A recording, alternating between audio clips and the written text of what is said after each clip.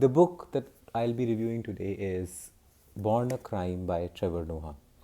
So, for those of you who might not know about Trevor, he is now a stand-up comedian in USA, and he has his own daily show where he looks at whatever is happening around the world and adds his humor to it. So, the book is a testament of the same quality. It talks about racism, it talks about genocide, it talks about a lot of ugly things, but Trevor manages to add humor to these things. He manages to find incidents that will make you tickle, laugh as you slowly absorb all these horrific crimes that have been committed by humanity. So let's start with an introduction to the book. He first talks about why was he born a crime. In any society built on institutionalized racism, race mixing doesn't merely challenge the system as unjust, it reveals the system as unstable and incoherent. Race mixing proves that races can mix, and in a lot of cases, races want to mix.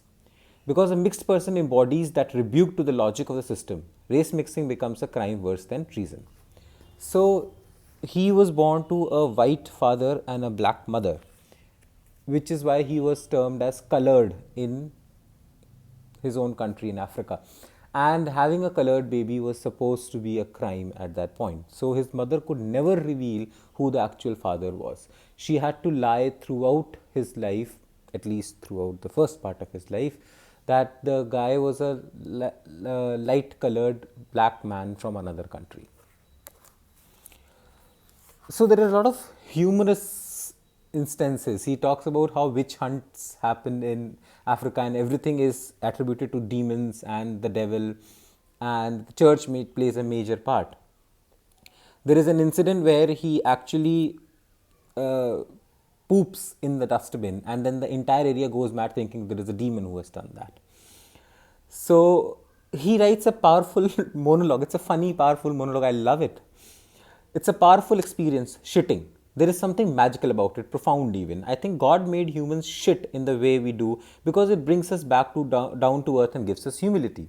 I don't care who you are, we all shit the same. Beyonce shits, the Pope shits, the Queen of England shits.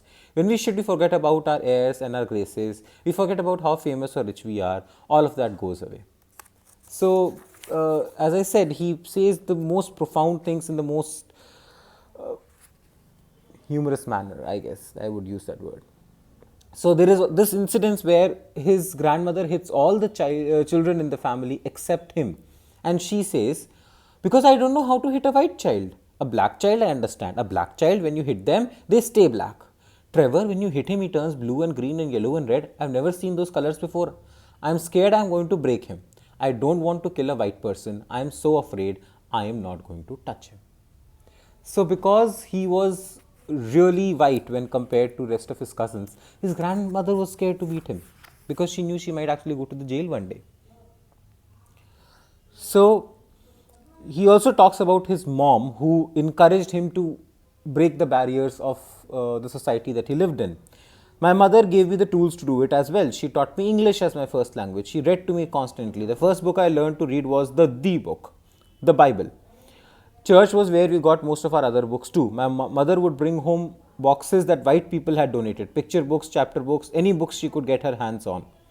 So he also talks about how important books and education are if a person wants to open up his mind, forget about moving ahead in life. He talks about his first heartbreak. He talks about how his favorite dog left him and his mother said, so why would that hurt you? It didn't cost you anything. Your doggy is still here, she still loves you, she's still your dog, so get over it. But he still missed his favorite dog. So that makes the book very personal and heart-touching and warm. There are crazy instances in here. He had a friend who used to DJ part-time and his name was Hitler, and then they used to scream his name every time they went to play something. And that's another fact that he adds. This was a social fact that kids were named after famous people. They might be named Obama or Osama or Saddam Hussein. The people did not care who these people were. They were famous enough to get the names in the newspaper, so they would name their child that. And they went to a Jewish party where he was playing the DJ. And as they were used to calling out, all of them cheered out saying, "Go Hitler!" And yeah, there was like silence all around and people kicked them out. But that's the part of it. He also talks about how he worked in the hood. So working in the hood was basically where you worked in a black market, and all kids did that because that's where you earned money to go ahead in life and to do things that you wanted to do. In the hood, gangsters were your friends and neighbors. You knew them, you talked to them on the corner, you saw them at parties. They were a part of your world. You knew them from before they became gangsters, right? So that's where he learned a lot of languages, and that's where he learned ways of the world, and slowly he progressed forward. But all these stories combined tell you the story of a child who got out of it, who not only improved himself, he also improved the entire world with his humor and his understanding. The USP of the book will still be humor. The way Trevor Noah has managed to portray all these horrific crimes and all these tragedies of humanity via humor is it's just commendable. If you ever think that you want a light-hearted book which will make you think deep, choose this one. Thank you.